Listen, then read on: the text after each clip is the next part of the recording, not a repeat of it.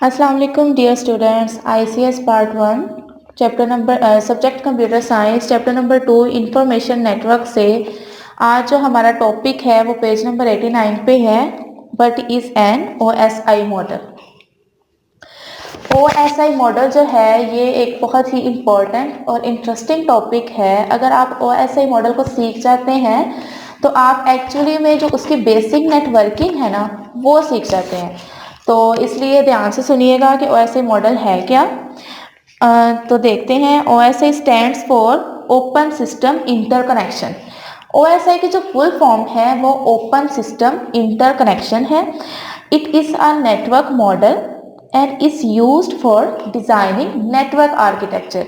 ये एक नेटवर्क का मॉडल है और ये नेटवर्क को ही डिज़ाइन करने के लिए इस्तेमाल किया जाता है। और अब बात आती है कि ये डेवलप कब हुआ था और इसको डेवलप किस ऑर्गेनाइजेशन ने किया था। तो ये एक ऑर्गेनाइजेशन थी ISO, इंटरनेशनल स्टैंडर्ड ऑर्गेनाइजेशन, जिसने इसे 1976 में क्या उसका नाम है डेवलप कर दिया था। लेकिन जबकि इसकी जो इम्प्लीमेंटिंग थी वो 1983 में जाके हुई थी। डेवलप ये 1976 में हो चुका था लेकिन जो इसकी इम्प्लीमेंटिंग थी वो 1983 में जाके कंप्लीट हुई थी।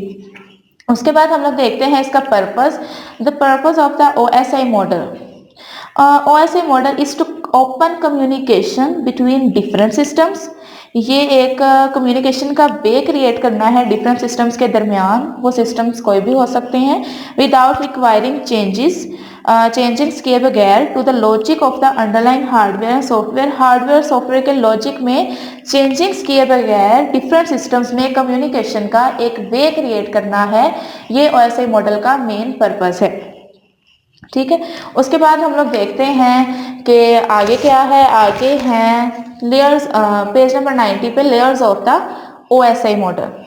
ठीक है। अब लेयर्स के बारे में पढ़ते हैं कि ये लेयर्स क्या हैं। ये भी बहुत ज़्यादा इम्पोर्टेंट हैं और इनका डाटा कम्युनिकेशन में इनका बहुत ये पार्टिकुलर फंक्शन परफॉर्म करती हैं। ठीक है। आप देखते हैं OSI model consist of 7 layers. OSI model जो है ये 7 लेयर्स पर मुश्तमिल है। Each layer is responsible for performing a particular function during data communication. जब डाटा कम्युनिकेट हो रहा होता है, जब एक जगह से दूसरी जगह पर सेंड हो रहा होता है, कोई भी चीज़ हो सकती है वो डाटा में, तो तब जो है ये हर लेयर जो होती है वो एक पार्टिकुलर फंक्शन, एक स्पेसिफिक टास्क परफॉर्म कर रही होती है। ठीक है। तो अब देखते हैं कि ये लेयर्स किस तरह और कैसे काम करती हैं और ये लेयर्स है कौन सी। तो सबसे पहले हम लोग देखते हैं लेयर्स के नाम। यहाँ आप देख सकते हैं physical, data link, network, transport, session, presentation and application layer. अब बहुत से स्टूडेंट्स ये सवाल करते हैं कि फिजिकल लेयर फर्स्ट लेयर है या एप्लीकेशन लेयर फर्स्ट लेयर है। जबकि हम लोग एज अ सेंडर देखें कि जब डाटा कम्युनिकेट हो रहा होता है तो एक सेंडर होता है और दूसरा रिसीवर होता है। तो अगर हम लोग एज अ सेंडर देखें तो एप्लीकेशन लेयर जो है ये फर्स्ट पे आती है, टॉप पे आती है। जबकि अगर हम लोग एज अ रिसीवर देखें कि कोई हमें डाटा सेंड कर रहा है तो हम रिसीव कर रहे हैं, तो फिजिकल लेयर जो है ये फर्स्ट लेयर होती है OSI मॉडल की। नेक्स्ट हम देखते हैं the layers of the OSI model are divided into 2 groups. कौन कौन से 2 ग्रुप्स में ये डिवाइड होती है? Upper layers and lower layers.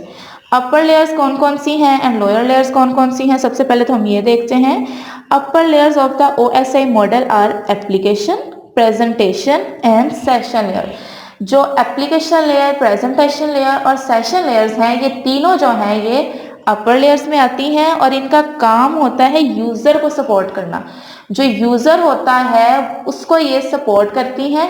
ठीक है। जबकि जैसे कि आप कोई डाटा सेंड कर रहे हैं तो आप एक यूज़र हैं, तो ये तीनों लेयर्स आपको सपोर्ट कर रहे हैं। जबकि जो लोअर लेयर्स हैं वो physical layer, data link layer, network layer and transport layer है। तो ये तीनों जो है ये नेटवर्क को सपोर्ट कर रही होती हैं। जो डाटा हमारा नेटवर्क के थ्रू सेंड होना होता है ये उस नेटवर्क को सपोर्ट कर रही होती हैं। और ये चारों जो हैं ये लोअर लेयर्स हैं। उसके बाद हम देखते हैं functions of each layer of the OSI model. ये पेज नंबर 91 पे है। ठीक है। तो जो हर लेयर का हम लोग फंक्शन देखते हैं कि ये लेयर क्या काम करती है। सबसे पहले हम लोग देखते हैं, हम लोग एज अ सेंडर, आप देखें कि आप डाटा कम्युनिकेट कर रहे हैं लेकिन आप एक सेंडर हैं, आप डाटा सेंड कर रहे हैं, तो एज अ सेंडर हम लोग क्या करेंगे, हमारा क्या टास्क होगा। तो सबसे पहले एज अ सेंडर, जैसे मैंने आपसे कहा था, हमारी फर्स्ट लेयर जो है वो एप्लीकेशन लेयर होगी, तो हम लोग उसे देखते हैं। Application layer is the top most layer of the OSI model. जो एप्लीकेशन लेयर है ये टॉप मोस्ट लेयर है OSI मॉडल की। It provides services directly to the user application to access the network. ये नेटवर्क तक पहुंचने के लिए यूजर एप्लीकेशन से अप्लाई करती है। ठीक है, तो अब लोग देखते हैं कि एप्लीकेशंस, जितने भी सॉफ्टवेयर यूजर्स, जितने भी सॉफ्टवेयर होते हैं, जितनी भी एप्लीकेशंस ऐप आप इस्तेमाल करते हैं, जैसे गूगल, याहू, ये सब एप्लीकेशन लेयर पे काम करती हैं। ये यूजर को इंटरफेस प्रोवाइड करती है। ठीक है, जैसे आप कंप्यूटर पे बैठे हैं तो आप डायरेक्ट कंप्यूटर को कमांड नहीं दे सकते। जैसे आपने कोई डॉक्यूमेंट बनाना है तो सबसे पहले आपको MS वर्ड पे जाना पड़ेगा, फिर आप डॉक्यूमेंट बना सकते हैं। अब डायरेक्ट एक डॉक्यूमेंट नहीं बना सकते। उसके बाद हमारी नेक्स्ट लेयर है presentation layer. Presentation layer of the OSI model perform data transformation to provide a common interface for user application. ये जो है इंटरफेस, ये यूजर एप्लीकेशन, जो इंटरफेस है ये यूजर एप्लीकेशन को रिप्रेजेंट करने के लिए इस्तेमाल की जाती है। ये इंक्रिप्शन और डिक्रिप्शन, इसमें ये दोनों काम किए जाते हैं। इंक्रिप्शन और डिक्रिप्शन क्या होता है, हम लोग पेज नंबर 92 पे देखते हैं। जो इंक्रिप्शन होता है, ये presentation layer transform original data into another form. Encryption क्या करता है, एक ओरिजिनल हमारे पास डाटा है, जैसे हम लोग डाटा सेंड कर रहे हैं और हमारे पास कुछ डॉक्यूमेंट्स हैं, तो हम वो हमारे पास, लेकिन हम लोग उसे एक अदर फॉर्म में लेके जाते हैं। जैसे हम डॉक्यूमेंट्स को एक फाइल या एक एनवेलप में रखते हैं, उसके ऊपर टू एंड फ्रॉम लिखते हैं, मतलब एड्रेस लिखते हैं कि ये डाटा हमारा वहां तक जाना है, तो हम उसे ओरिजिनल से एक अदर फॉर्म में लेके आते हैं। जबकि डिक्रिप्शन क्या होता है, जब रिसीवर उस डाटा को रिसीव कर लेता है तो फिर वो क्या करता है कि उसको उस फाइल या एनवेलप से निकालकर उसकी ओरिजिनल कंडीशन में ले आता है। तो ये जो प्रेजेंटेशन लेयर होती है ये डाटा को कैसे रिप्रेजेंट करना है हमें ये बताती है। इसके एक एग्जांपल देखते हैं। जैसे हमारे पास एक फाइल है प्रोफेसर की, तो प्रोफेसर की फाइल है, एक प्रोफाइल हमारे पास MP3 में है और दूसरी प्रोफेसर की फाइल हमारे पास डॉक्यूमेंट में है। तो हम लोग देखते हैं कि अगर हम MP3 इस फाइल पे क्लिक करेंगे तो हमें पता है ये फाइल म्यूजिक पे जाके क्लिक होगी, म्यूजिक पे जाके खुलेगी, क्योंकि ये यहाँ पर MP3 जो है ये रिप्रेजेंट कर रहा है प्रोफेसर की फाइल को। जबकि ये अगर हम लोग इस फाइल पे क्लिक करते हैं तो हमें पता है ये फाइल डॉक्यूमेंट पे जाके डॉक्यूमेंट पे जाके ओपन होगी कि MP3 और डॉक्यूमेंट के प्रोफेसर की फाइल को रिप्रेजेंट कर रहे हैं कि ये कहाँ जाके ओपन होगी। उसके बाद हम लोग नेक्स्ट लेयर देखते हैं। हमारी नेक्स्ट लेयर है ट्रांसपोर्ट लेयर। ट्रांसपोर्ट लेयर पर हम लोग क्या करते हैं, बेसिकली ट्रांसपोर्ट लेयर पर हम लोग सेगमेंटेशन करते हैं।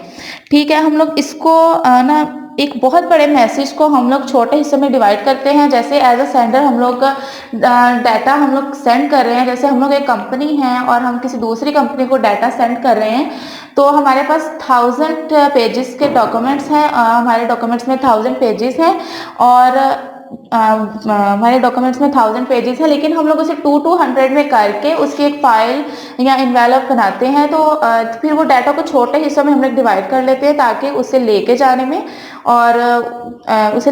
आसान नहीं हो, ताकि हमारा कोई इन्वेलप या कोई फाइल, कुछ डॉक्यूमेंट्स गुम भी जाए तो हमारा ज़्यादा नुकसान ना हो। तो ट्रांसपोर्ट लेयर ये काम करती है, ये बहुत इंपॉर्टेंट होती है। जैसे मैंने आपको बताया ये सॉफ्ट और हार्ड दोनों लेयर्स के साथ कनेक्टेड भी होती है। ये इसलिए भी ज़्यादा इंपॉर्टेंट होती है क्योंकि इसमें दो प्रोटोकॉल होते हैं, एक दो प्रोटोकॉल होते हैं, एक TCP और दूसरा UDP। ये TCP क्या काम करता है, ये दोनों जो प्रोटोकॉल है ये ट्रांसमिशन का काम करते हैं। जो TCP है वो स्लो ट्रांसमिशन करती है और एहतियात से करती है कि हमारा डाटा जो है वो लॉस ना हो। जबकि UDP जो है ये एक फास्ट ट्रांसमिशन करती है, उसे ये फर्क नहीं पड़ता कि उसका डाटा लॉस हो रहा है या नहीं। बाकी 3 लेयर्स को हम नेक्स्ट लेक्चर में डिस्कस करेंगे। उम्मीद करती हूँ आप इन लेयर्स को अच्छे से समझ गए होंगे, फिजिकल, डाटा लिंक, नेटवर्क और ट्रांसपोर्ट लेयर को। बाकी 3 लेयर्स के जो टास्क हैं वो हम नेक्स्ट लेक्चर में डिस्कस करेंगे। शुक्रिया।